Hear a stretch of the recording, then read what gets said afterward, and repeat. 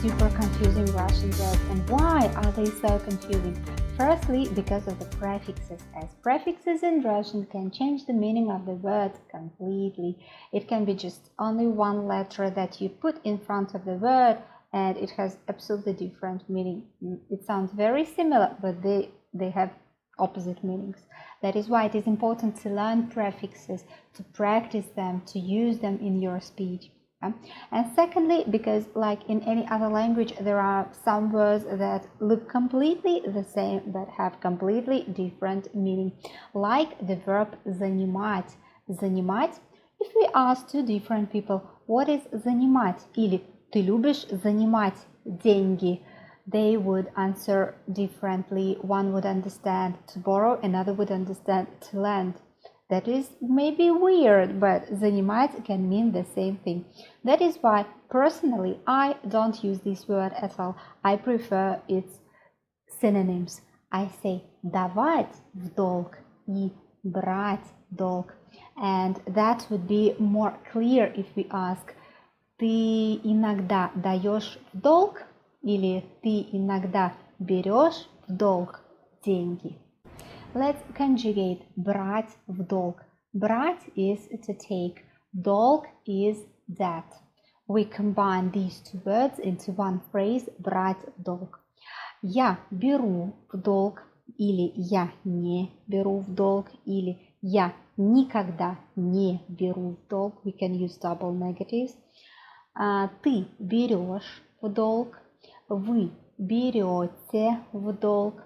Он, она, оно берет в долг. Они берут в долг. Мы берем в долг.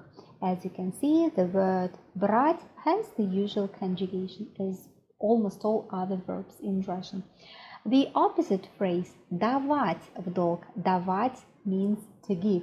And these words together mean to lend money. Давать в долг. Давать в долг.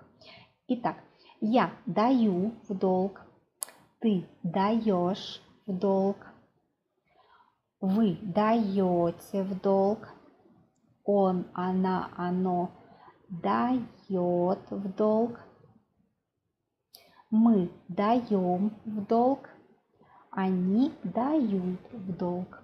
We have the root да, and then we change the ending. The next pair is помнить, напомнить. They sound very similar, but because of that prefix na, they have different meanings. Can you see the root пом? So помнить means to remember. If we put prefix na, it becomes напомнить, and it is to remind. So if I want to say please remind me, I say напомни мне. So напом is a root. Then we put и, напомни мне. This is an imperative form. Okay, when we say напомнить или помнить, after that we use preposition о. Помни, напомни о чем-либо. Напомни о собрании.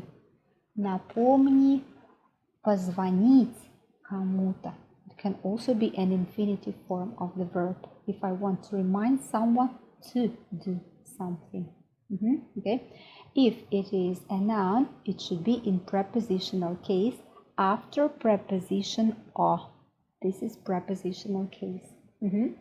Great. Let's conjugate. Помнить. Я помню. Ты помнишь. Вы помните. Вы is many people. I apply to many people. Вы помните. Он, она, оно помнит. Они помнят. Мы помним. The same things happens with напомнить. Another pair is говорить, сказать. Говорить, сказать.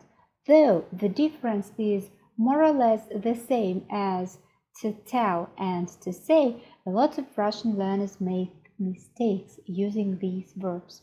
When we say говорить, we mean a process, like to speak or to talk. It is not a short phrase, it is говорить. Говорить по-русски. Говорить по-английски.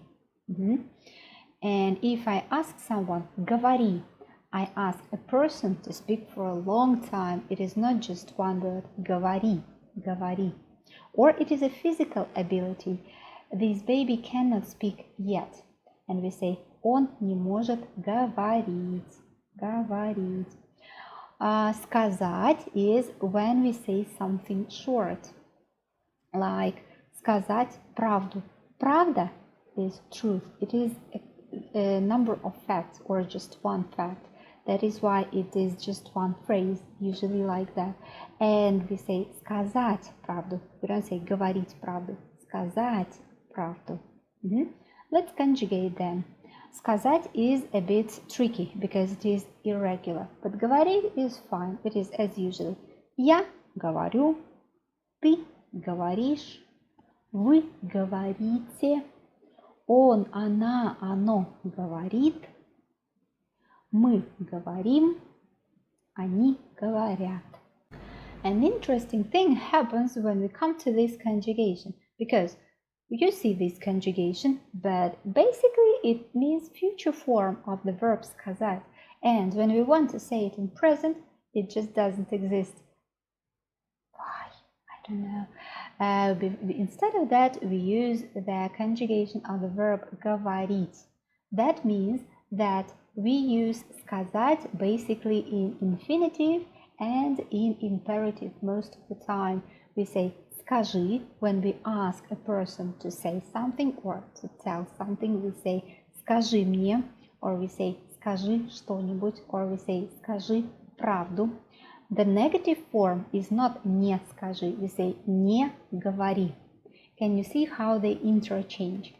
Again, we have говорить for to tell. We have сказать for to say. We have the conjugations, but when we talk in present tense, we use conjugation of говорить.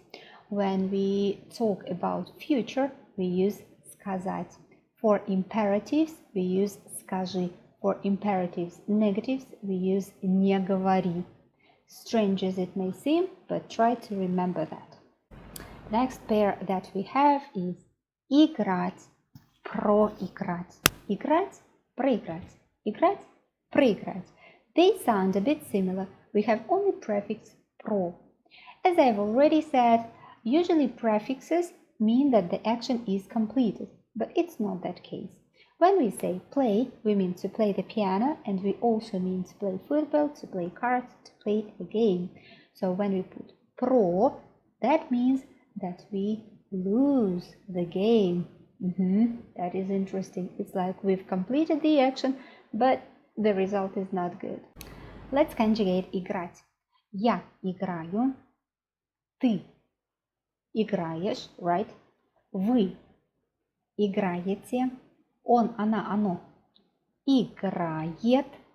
Мы играем. Они играют, as usually.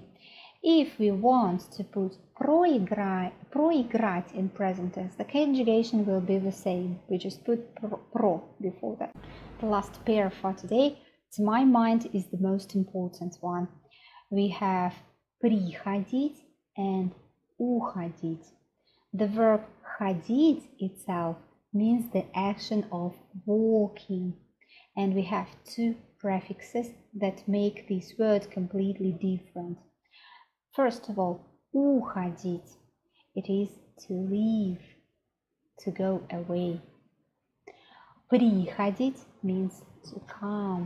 An important thing here is that уходить и приходить refer to the action of walking. And if you want to say that we use any transportation, we say уезжать, приезжать. Can you guess which of them means to come and which of them means to leave? If you said уезжать, to leave, you are right. If you said приезжать, to come, to arrive, you are right again. Yeah? Let's conjugate them. Я ухожу, я уезжаю. They are present tense of the verbs to go away, to fly away, to walk away, to leave. Я ухожу, я уезжаю. Ты уходишь, ты уезжаешь. Вы уходите, вы уезжаете. Он, она, оно уходит, он, она, оно уезжает. Мы уходим, мы уезжаем. And the last one. Они уходят, они уезжают. I can recommend one great thing that will help you to memorize the conjugations. Just put them down. Watch this lesson again from the very beginning. All the verbs that we've used today, we've conjugated them, and put down their endings. For я and the ending ты and the ending, you will see how it works in Russian. Okay? So again, приезжать, уезжать is when we use a transport. Приходить, уходить is when we use our legs. Let's conjugate. Приходить, приезжать. Я прихожу, я приезжаю. Ты приходишь, ты приезжаешь. Вы приходите, вы приезжаете. Он, она, оно приходит, он, она, оно приезжает.